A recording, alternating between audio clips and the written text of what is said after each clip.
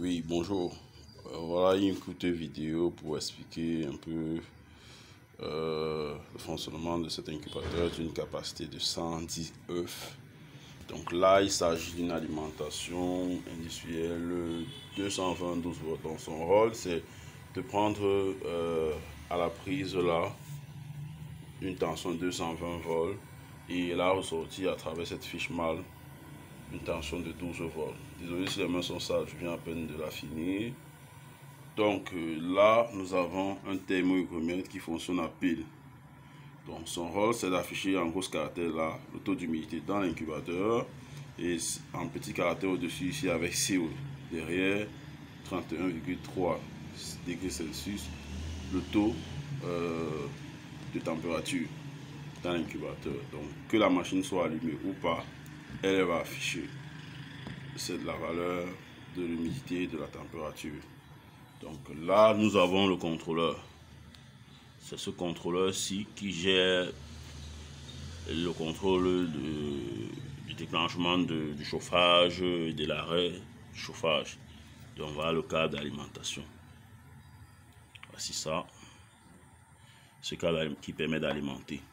Bon, cette machine, normalement, elle est fabriquée pour fonctionner sur une tension de 12 volts. Comment est-ce qu'on fait fonctionner cette machine sur une tension de 12 volts?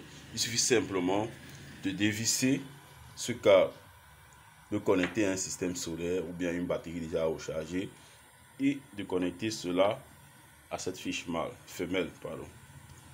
Donc là, on va connecter. Je vais la vous montrer l'intérieur avant qu'on connecte l'alimentation. Désolé, la peinture n'est pas encore bien sèche. Donc voilà l'intérieur qui est constitué là de la résistance chauffante et du ventilateur. Ça, c'est la sonde qui envoie les informations au contrôleur que je vous ai montré tout à l'heure. Donc là, ce sont les trois paniers. Trois paniers d'incubation et d'éclosion. Donc pour augmenter le taux d'humidité ici, c'est simple, il suffit de verser de l'eau par là ou par là. Pas de ce côté où il y a la résistance, mais de ce côté opposé ou bien par ici. Donc l'eau va stagner tout au fond de la machine et avec la chaleur et la ventilation, ça va produire suffisamment d'humidité pour permettre d'arriver à faire d'incubation et d'éclosion. Donc notamment là, on va mettre la machine en marche. Il suffit simplement de prendre là, après avoir branché le transformateur, de prendre cette fiche là et cette fiche-ci. Une fois qu'on raccorde le ventilateur, que voilà, fonctionne en mode automatique, c'est-à-dire en mode non-stop automatique, qui tourne instantanément une fois que la machine est alimentée. Et là, nous avons déjà une valeur de température qui est de 31,7. Donc la machine est paramétrée par là. Le premier bouton à l'extrémité gauche permet de faire varier. Une fois qu'on a cliqué dessus, l'écran, les chiffres se mettent à clignoter. Quand les chiffres se mettent à clignoter, on se sert des deux qui suivent le premier bouton pour pouvoir soit augmenter, soit baisser. Donc là, c'est réglé pour 37,8.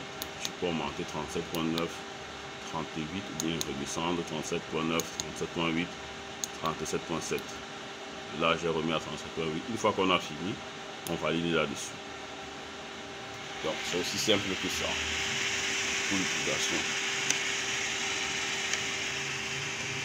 Donc, une fois que vous avez reçu votre machine, contentez-vous simplement de mettre de l'eau, les œufs sur les paniers et vous déposez la sonde comme je l'ai fait là sur les œufs pour vous assurer que vous avez bien fermé. Vous verrouillez et la machine est en marche directement. Elle va gérer le taux d'humidité à travers l'eau qui sera mise au fond et là le régulateur de température, c'est-à-dire le thermostat, va gérer la régulation. Donc notamment nous avons là les trous d'aération, c'est-à-dire 1, 2, 3 et 4, 5. C'est une trou d'aération pour permettre le renouvellement de l'oxygène, pour permettre également de faire échapper le dioxyde de carbone dans l'incubateur. Donc c'est un peu ça l'utilisation de cette machine, très pratique.